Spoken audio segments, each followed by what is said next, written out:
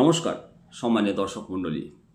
পশ্চিমবঙ্গ প্রাথমিক শিক্ষা পর্ষদ পরিচালিত প্রাইমারি রিক্রুটমেন্ট 2025 ফের আইনি জটিলতায় পড়েছে। নিয়োগ প্রক্রিয়া শুরু হওয়ার মুখেই কলকাতা হাইকোর্টে নতুন একটা মামলা দায়ের হয়েছে।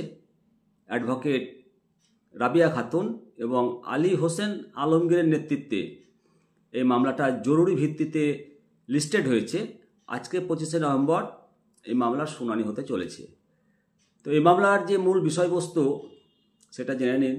টেট 2022 যারা পাস করেছে এবং ডিএলএড পাঠরত হাজার হাজার চাকরি প্রার্থীর ভবিষ্যৎ এই মামলার ওপর ঝুলে রয়েছে।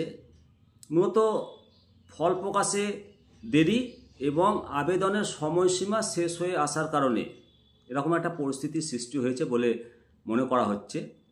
কলকাতা হাইকোর্টের মাননীয় বিচারপতি বিশ্বজিৎ বসুর এজলাসে এই মামলার শুনানি হবে।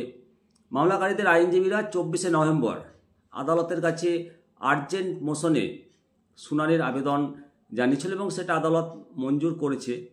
আজকে 25শে নভেম্বর এই মামলার শুনানি হবে।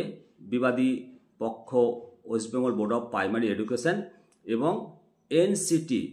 মামলাকারী পক্ষের আইনজীবী হলেন রাবিয়া খাতুন এবং আলী হোসেন আলমগীর সহ অন্যান্যরা।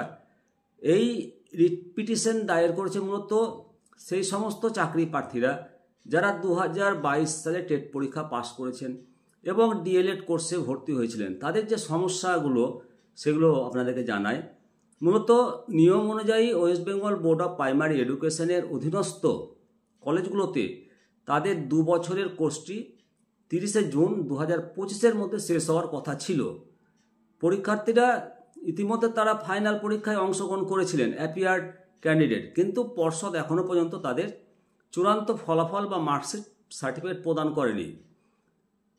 আবেদনে একটা অন্তরায় হয়েছে। এর ফলে পর্ষদ 2025-এ নিয়োগ প্রক্রিয়ার জন্য যে বিজ্ঞপ্তি প্রকাশ করেছে তাতে আবেদনের শেষ তারিখ আগামী 9 ডিসেম্বর ধার্য করা হয়েছে।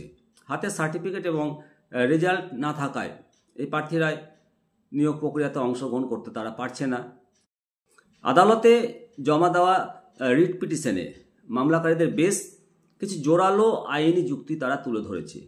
তাদের দাবি যে পর্ষদের গাফিলতির কারণেই তাদের এই দুরবস্থা সৃষ্টি হয়েছে এবং পাশাপাশি মৌলিক অধিকার হরণের অভিযোগ করা হয়েছে। মামলাকারী আইনজীবীদের মতে ফলাফল প্রকাশে অযৌক্তিক দেরি পরীক্ষার্থীদের কর্মসংস্থানের সুযোগ থেকে বঞ্চিত করছে, যেটা মৌলিক অধিকার লঙ্ঘন করছে। এর আগে 2020-22 শিক্ষাবর্ষে ডিএলএড ব্যাচেও একই ধরনের সমস্যা হয়েছিল।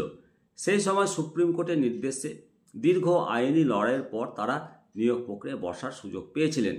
বর্তমান মামলাকারীরাও একই যুক্তিতে আদালতের কাছে সুবিচার প্রার্থনা করেছেন এবং এই মামলায় NCT national council for teacher এডুকেশনকে পার্টি করা হয়েছে। নির্ধারিত সময়ের মধ্যে কেন কোর্স শেষ হলো না বা ফলাফল বের করা হলো না সেই বিষয়ে জবাবদিহি চাওয়া হতে পারে। আজকে মাননীয় বিশ্বজিৎ বসুর এজলাসে এই মামলার চূড়ান্ত রায় যদি হয়ে যায় বা অন্তর্বর্তীকালীন নির্দেশের ওপর হাজার হাজার চাকরি প্রার্থীর ভবিষ্যৎ নির্ভর করছে।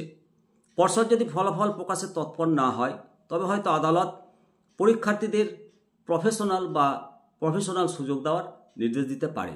আমরা আদালতের সেই নির্দেশের দিকে চেয়ে রইব এবং পরবর্তী আপডেট পাওয়ার জন্য অবশ্যই আপনার চ্যানেলটিকে সাবস্ক্রাইব করে রাখবেন। জয় হিন্দ, জয় ভারত।